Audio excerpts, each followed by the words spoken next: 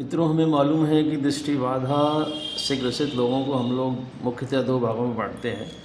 एक पूर्णतः दृष्टिबाधित और दूसरे अल्पदृष्टिवान। और इन लोगों की जो संख्या है वो बहुतायत में है और बहुत से लोगों को अभी सेवाएं सुविधाएं उपलब्ध नहीं हैं। इनको आप देखें कि जिनको पूरी तरह से दिखाई नहीं देता, उनको इवन आप समझें कि लाइट का भी ध्यान ना हो, लगे ना कि सुबह है या शाम, वो पूर्णतः दृष्टिबाधित होते हैं। जबकि तमाम प्रयासों के बावजूद भी यदि हमारी बहुत ही लिमिटेड विजुअल फंक्शनिंग रहे तो वो फिर लो विज़न कैटेगरी में आ जाते हैं। और इन लोगों की सुविधाओं के लिए आजकल जैसे जैसे तकनीकी ने विकास किया है और आजकल आर्टिफिशियल इंटेलिजेंस का बहुत ज़्यादा चर्चा में आ रहा है, तो आर्टिफिशियल इंटेलिजेंस पे बेस्ड और ऐप बेस्ड, मोबाइल बेस्ड जो तमाम टेक्नोलॉजी है उसका सहारा लेकर तमाम जीवन में सहूलियतें प्रदान की जा सकती हैं। और आप देखें कि ख़ास तौर से जो किन क्षेत्रों में हमारे साथियों को परेशानियां होती हैं, तो आप देखें कि पढ़ने लिखने में, टेक्स्ट को पढ़ने लिखने में और एक जगह से दूसरी जगह जाने में, लोगों को पहचान करने में, सामाजिक जो हमारा दायरा है उसमें, और आजकल जो तमाम डिजिटल जो कंटेंट है उसको एक्सेस करने में परेशानियां आने वाली हैं। ऐसी परिस्थितियों में जो हमारा आर्टिफिशियल इंटेलिजेंस है उस पर बेस्ड जो तमाम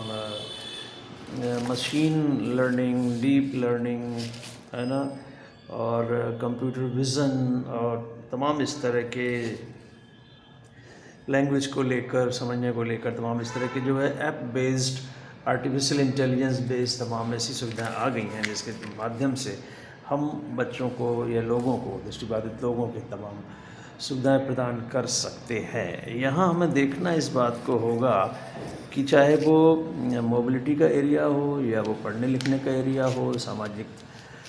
संप्रेषण का दायरा हो, उन सभी क्षेत्रों में ये जो तमाम हमारी आर्टिफिशियल इंटेलिजेंस बेस्ड जो तमाम ऐप और उसकी जानकारियाँ हैं, उनको लागू करने में कुछ कुछ बातों का ध्यान हमें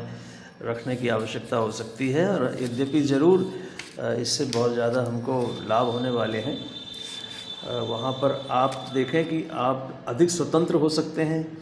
अपने जैसे जैसे घटनाएं हो रही हैं उसी समय आपको जानकारी प्राप्त हो सकती है और आप अपने कार्य के को जो है बहुत अपनी पहुंच में ला सकते हैं। लेकिन कुछ एथिकल इश्यूज़ को भी हमें ध्यान रखना होगा, जिससे कि हमारा प्राइवेसी वगैरह भंग होने की कई बार संभावना रहती है।